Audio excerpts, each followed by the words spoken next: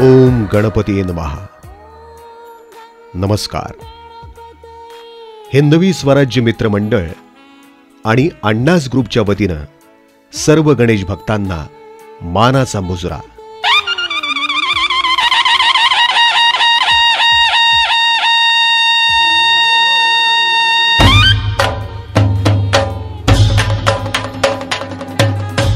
मंडळाच्या वतीनं हार्दिक स्वागत।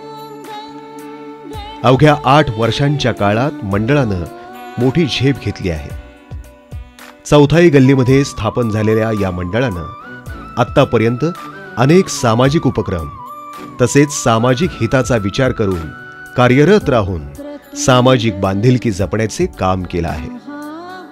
अनेक क्रियाशील कार्यकर्त्यांच्या जोरावर चौथाई गल्ली आणि कवठेपिरान गावामध्ये उपक्रम राबविण्याच्या कामात हिंदवी स्वराज्य मित्र मंडळ आणि अण्णाज ग्रुप अग्रेसर असते। याच चौथाई गल्लीमध्ये जाकारता वीर हिंद केसरी पैलवान मारुती माने भाऊ यांचा जन्म झाला।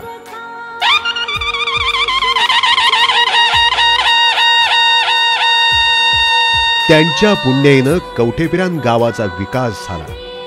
स्वर्गीय भाऊंचे कर्तृत्व हिमालया इतके मोठे होते।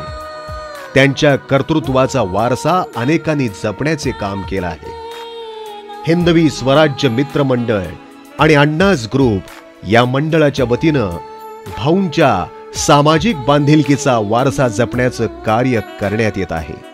हिंद केसरी मारुती माने भाऊ यांच्या पावलावरती पाऊल ठेवून कार्य करणारे आदर्श सरपंच पैलवान भीमराव माने अण्णा हे मंडळाचे प्रेरणास्थान ठरले आहे। त्यांच्या प्रत्येक कार्यात मंडळ पाठबळ देते तसेच सामाजिक कार्य करत असते। युवक नेतृत्व अर्जुन माने आप्पा यांचंही या मंडळाला सहकार्य असून युवकांचं संघटन करण्याचं कार्य त्यांनी केलं आहे। मंडळाच्या वतीनं सामाजिक उपक्रमात सर्वरोग निदान शिबिर, रक्तदान शिबिर, वृक्षारोपण कार्यक्रम यासारख्या कार्यक्रमांचं मंडळ आयोजन करते। प्रत्येक वर्षी गणेशोत्सवाबरोबरच नवरात्र उत्सव मोठ्या उत्साहाने साजरा केला जातो। महाप्रसाद असो किंवा गल्लीतील नाविन्यपूर्ण उपक्रम असो, कार्यकर्ते सर्व काम आपल्या शिरावरती घेऊन करतात। महिलांचा सहभागही मोठा असतो। नवरात्रीला विविध कार्यक्रम भक्तिभावाने साजरे केले जातात। दांडिया नृत्य, गरबा नृत्य, महाप्रसाद अशी विविध कार्यक्रमांची पर्वणीच असते। अशा मंडळाच्या वतीनं सर्व भाविक भक्तांचे मनपूर्वक आभार।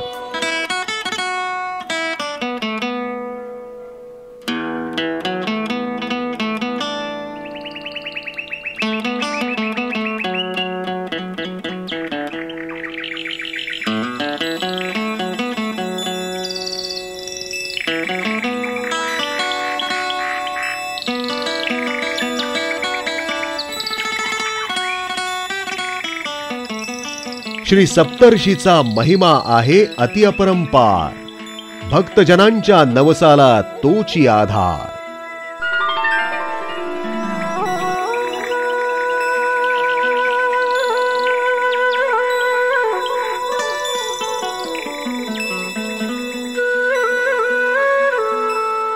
कवठेपिरान गावचे आराध्य दैवत आणि गावच्या सर्वांगीण विकासात आणि प्रत्येक कुटुंबाच्या जबाबदारीची पाठराखण करणारे दैवत म्हणजेच श्री सप्तर्षी अर्थात 7 सय्यद गावचे ग्रामदैवत अनादी कालापासून भक्तजनांच्या पाठीशी अविरत उभे आहे।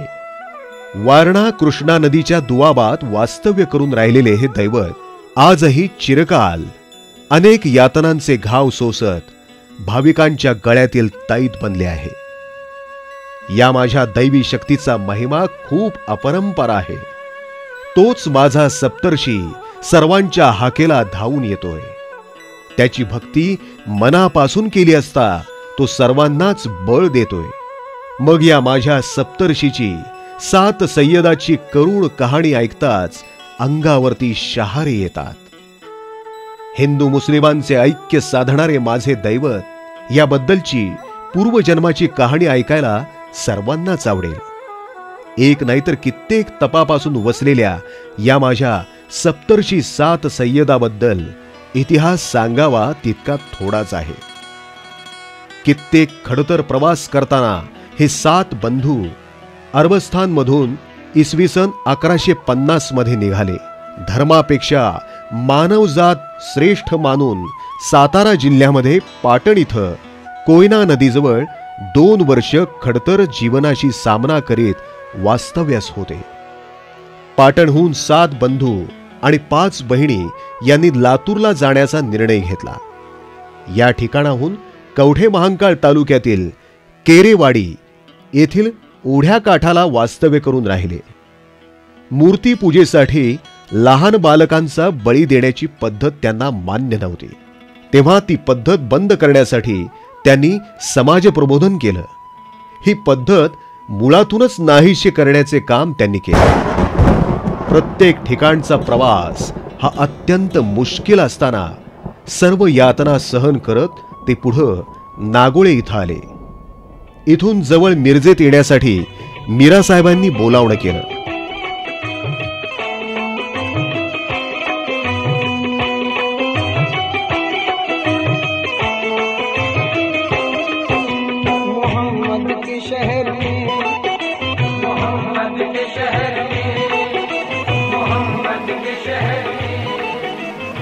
मिरजेत असताना पश्चिमेकडील वारणा नदीकाठच्या भागाबद्दलची माहिती त्यांना कानावरती पडली आणि या समृद्ध भागाची निवड त्यांनी केली. हिरवळीनं नटलेला आणि वारणा नदीनं समृद्ध असा निसर्गरम्य ठिकाण.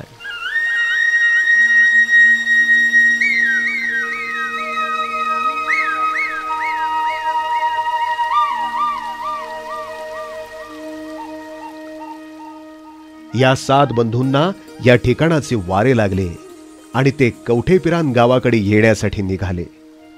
या भागात फिरत असताना सध्याचा खुळे यांच्या मळ्याशेजारचा भाग विलोभनीय निसर्गरम्य वाटला. या बंधूंना घेऊन आणि 5 मुलींना अंगा खांद्यावरती खेळवत गंजपीर वडील आपल्या परिसरात दाखल झाले. या दैवी शक्तींनी लोकांच्या मनाचे प्रबोधन केले. याकरिता त्यांनी गाव वसाहतीमध्ये येण्याचा चंग बांधला आणि अशा वेळी त्यांना निसर्गरम्य आणि वारणा नदीचे सुपीक खोरे दृष्टीस आले. ज्या भागाकरिता मनात कित्येक वर्षापासूनची निवड होण्यासाठीची आतुरता होती ती समृद्ध खळखळणाऱ्या वारणा नदीच्या तीराशेजारी उपलब्ध झाली. कवठेपिरान हे पूर्वकालचे कोठापीर या नावाने ओळखले जाणारे 560 वस्तींचे गाव होते. या गावानेही कित्येक वेळा दुष्काळ, महापूर, प्लेग, पटकी या समस्यांची सामना केला होता. जुन्या गावठाणात वसलेले छोटेसे गाव पिढीजात ऐकोप्याने आणि गुण्या गोविंदाने नांदत होते. या गावाला मिरजेचे संस्थान बाळासाहेब प्रतिनिधी यांचा वरदहस्त होता. पोटच्या मुलाप्रमाणे हे संस्थान या गावचे संरक्षण करत होते. त्यांचाही राजवाडा या ठिकाणी होता. या समृद्धतेची खाण असलेल्या गावात सप्तर्षींनी वास्तव्य करून प्रत्येक कुटुंबाची राखण केली. हा भाग त्यावेळी सुद्धा जाती जमाती बलुतेदारी पद्धतीने राहत होता. अखंड एकसंघ या समाजात हिंदू मुस्लिमांचे ऐक्य साधण्याचा खूप मोठा प्रयत्न केला. अनेक दुःख, यातना, खडतर जीवन जगणाऱ्या प्रत्येक समाजाला या 7 बंधूंचे दैवी शक्तीचे बळ कारणीभूत ठरले.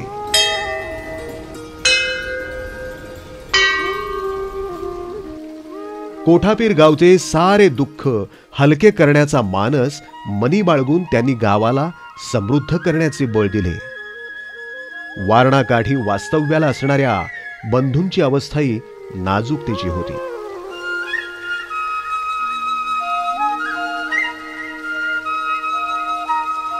एक वेळचा तुकडा खायलाही अनंत अडचणी आल्या. काही वेळा तर 7 बंधू आणि 5 बहिणींनी चिंचेच्या झाडाचा पाला शिजवून खाऊन परिस्थितीशी सामना केला. इथल्या समाजाला आपण काहीतरी देणं आहे हे मनोभावे ठेवून कोठापीर वासियांची सेवा केली आणि हेच पुढे गावचे दैवत बनले. आयुष्य झाले थोडे, सेवा मात्र फार, चिरकाल झिजला तुम्ही जनतेची सेवा थोर. 7 बंधूंनी निरंतर गावची मनोभावे सेवा केली आणि वारणा नदीच्या काठी चिंचेच्या आणि पिंपळाच्या झाडाखाली आपण मुक्त होण्याकरिता त्यांनी दीक्षा घेतली.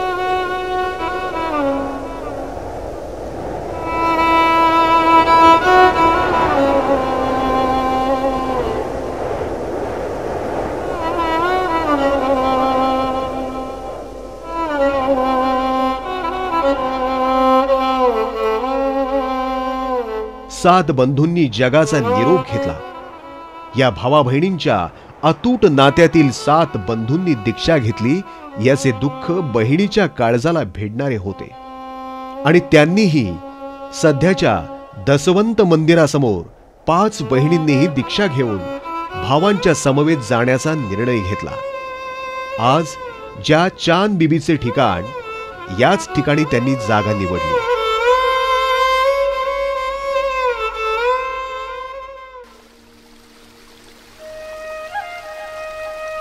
सात तुर्बत्तीवर पिंड शोभावी शंकराची, असा 7 बंधूंचा अवतार आजही दिसतोय. 2 चिंचेची झाडे पिंपळाची दाट सावली, 2 चिंचेची झाडे पिंपळाची दाट सावली, इथेच माझा देव विसावला, देव विसावला.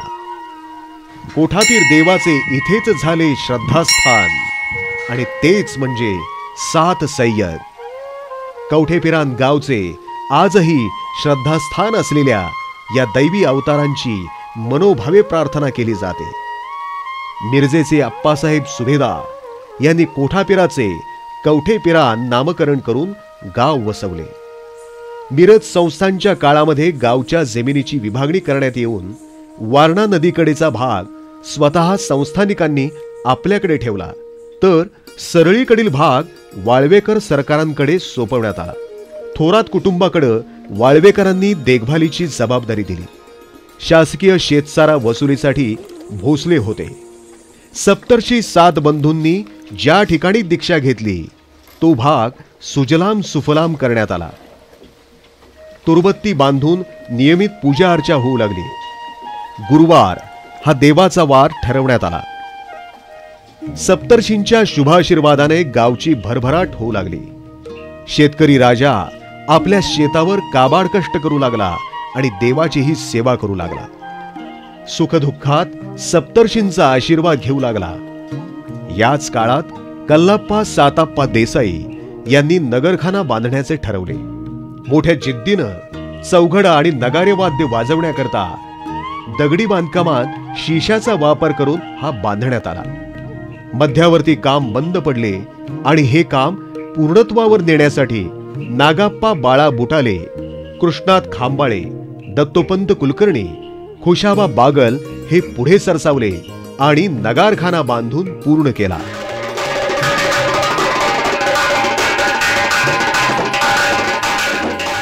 सतमा देसाई यांनी देवाजवळ पोटाला संतती नसल्याच्या कारणावरून देवाची नित्यसेवा करणाऱ्या या सतमा देसाईने आपले पैसे नगारखान्यासाठी देऊन टाकले आणि नगारखाना पूर्णत्वास गेला. अनेक संकट याच काळात गावावरती आली, परंतु संकटाला सप्तर्षी 7 सय्यद आला धावून. गावाला टोळधाडीचे विघ्न आले, पिकं नष्ट होऊ लागली, लोक हैराण झाले. देवाकडे या संकटाचा सामना करण्यासाठी शक्ती मागितली. रावजी आनंदराव पाटील यांची ही भक्ती या कामी उपयोगी आली आणि या संकटाला पळवून लावावे याकरिता सप्तर्षी रायाला नवस त्यांनी केले. देवाने दिला कौल आणि एका रात्रीत टोळाचे संकट नाहीसे झाले आणि देवाची लीला गावाला कळली. गावच्या प्रत्येक संकट समयी माझा सप्तर्षी 7 सय्यद धावून आला. आप्पा बाबांना देसाई यांनी हंड्या आणि झुंबर बांधले. याच वेळी सप्तर्षी धन्य झाले. तारा आडमुठे दुधगाव यांनी कोल्हापूरहून खास रेशम गुलाबी गलेप घालण्याचा पहिला मान मिळवला. बुधपाचे गावचे साहेब नसरुद्दीन यांनी उंच मार्बल कोल्हापूरहून आणला. प्रत्येक गुरुवारी 5 पोती साखर देवाला दान करीत. इसवी सन 1851 मध्ये पुरामुळे बाळासाहेब सुभेदार यांनी नवीन गाव वसवला. आप्पासाहेब सुभेदार यांनी गाव विहीर बांधण्यास सुरुवात केली आणि आज या स्थितीत गाव गुण्या गोविंदाने नांदतोय. नवीन गाव वसले तरी भक्तांची विनवणी आणि सप्तर्षीला घातलेली साखर पूर्ण होत राहिली. जुन्या गाव भागात चिंचेची आणि पिंपळाची झाडं लावण्यात आली. नगारखान्यात नित्य चौघडा वाजत राहिला. याच काळात सप्तर्षीची महती ऐकून विजापूरहून आदिलशाह बादशहा जुन्या गावठाणातून उंट वाटेने पांजळपोर मार्गे बागडीला गेल्याचा इतिहास आहे. पुढे टोप संभापूर जवळ युद्धही झाल्याचे समजते. माझ्या सप्तर्षीची भक्ती केली मनापासूनी, त्या भक्तांच्या देवराही पाठीशी. कवठेपिरांच्या सप्तर्षीला भेटायला आणि गंध रात्रीला छत्रपती शाहू महाराज येत असत. शाहू महाराजांच्या काळात कवठेसारला शेरी दिला. त्या ठिकाणी सय्यद बादशहाला इनाम दिला. म्हणून आजही नदीच्या पलीकडं सय्यदाचा दर्गा डौलाने दिसतोय.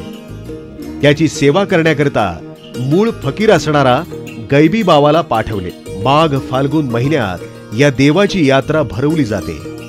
याही काळात गंधरात्रीचा कार्यक्रम, गलेप चढवण्याचा कार्यक्रम मोठ्या उत्साहानं होतो. 5 दिवसांच्या काळात विविध कार्यक्रम आणि शर्यती तसेच कुस्त्याही मोठ्या प्रमाणे होतात. आजही माझ्या सप्तर्षीला हिंदू, मुस्लिम आणि सर्वच धर्माचे लोक जीवापाड भक्तिभावाने सेवा आणि प्रार्थना करतात.